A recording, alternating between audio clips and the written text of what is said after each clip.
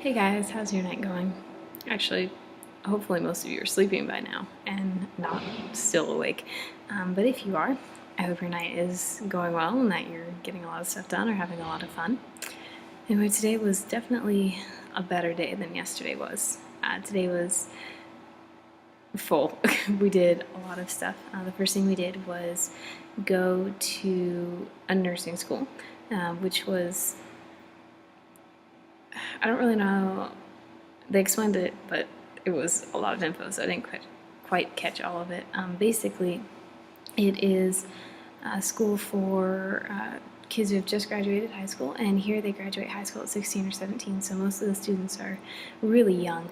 Mostly female, although there are a few male nurses, but we found out that here in Nicaragua, if you are a male nurse, you are automatically stereotyped as being homosexual. So there's not a lot of male nurses, although that is slowly starting to change. But while we were there, we got to meet with some of the students, and just seeing their enthusiasm for what they're doing and how excited they were to meet us and hear about healthcare in the United States and to hear about the differences and why we would come to visit them was really cool. They just loved what they were learning, and we got to talk to one of the girls and ask her why she wanted to go into nursing, and she basically said, I want to help people and I want to be able to help my parents, and that's why I got into nursing was because I believe that everybody has a chance, and she accredited it to God and just said, hey, with God's help I'm going to make it. And that was cool to hear. That was really encouraging. Let's see, after that we had more amazing food. I've definitely probably gained about 2 pounds on this trip so far just because everything they eat is so good. So after more good food, we went to the hospital in Esteli. San Juan de Dios is the name of the hospital. And we got split up into different areas. So part of our team went to labor and delivery. Part of our team went to orthopedics, which is like surgery and bone breaks and stuff like that. And then the team I was with went to the ER. And basically what we had to do was check vital signs and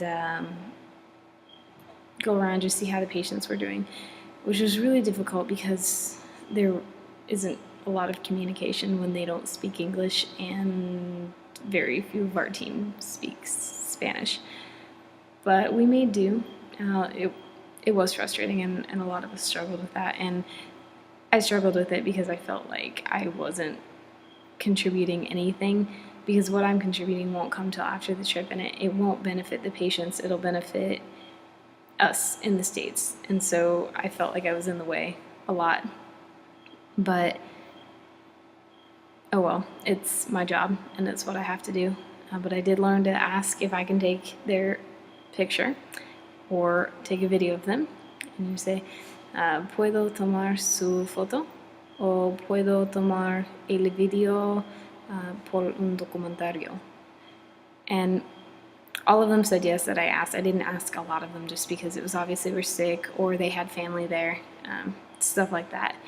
It was really cool though. One of the ladies that we saw, she is 97 and is only in there because she fell and opened up a gash on her head and had to get stitches, but when they tried to give her stitches, she went into convulsions, and so they just have her in the ER to kind of watch over her right now.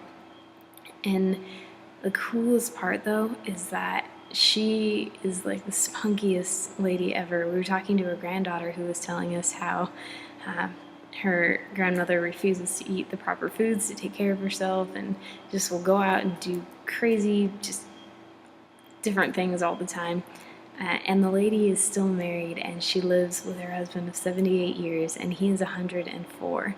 And that was so cool to hear because that never happens. And just knowing that they got to be together that long, and what an amazing example of how God has blessed their life.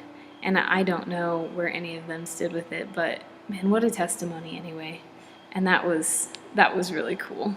Sorry, my computer screen just went dark on me. Let's see, what did we do after that? So then we went over to orthopedics to work with the other team a little bit and kind of help them out in that area just because we were done in the ER. It wasn't super crowded. And the first patient we checked vital signs for was this cute 11-year-old boy who had broken his wrist riding his bicycle. So he was fun. And then there was another girl in the room who was there. She must have been visiting somebody because she didn't have any health issues that were visible anyway. And I was attempting to talk to both of them, and it wasn't working at all. She had on a shirt that had the cat from the Aristocats, the little white one. And I was trying to tell her that I liked her shirt and that I liked that movie, and I couldn't remember half the words. And so it ended up being really funny. And they knew what I was trying to say because I was making hand gestures and cat sounds. But they were not helping, they were just laughing. And then the little boy tried to give me a word that I know did not mean cat. And so I just kind of gave up at that point. But it made him smile, so it was worth it. After that, we did a lot of vital signs before kind of getting ushered out of the door. It rained twice today, which was crazy. I actually have a video that I'll upload of what it sounds like in our hotel when it's raining, because our hotel is like built around a courtyard, and so you can hear the rain really well, but then when it's hitting the roof, it is deafening and you can't hear each other speak. So I'll upload that, and I have to put captions because you won't understand a thing I'm saying because the rain was so loud. That's kind of a brief overview of what we did today. Today was definitely an easier day mentally, just to handle what I saw and everything, but it was definitely a harder day spiritually. There were a couple things that popped up that I don't really want to talk about on here, that just made me kind of question some things morally, a few principles and stuff like that. Hopefully it's resolved now, but it was interesting. And then to just seeing all those people, it's mentally stressful. And like, while I can deal with the physical part of it, of going up and taking those photos, like there's a huge part of me that just wants to know their stories and want to know where they stand and what's been going on in their lives. And it's hard to get when you can't speak their language. So that was a little difficult, but definitely overall just a much better day. And let's see, Team Unity. Team Unity has been,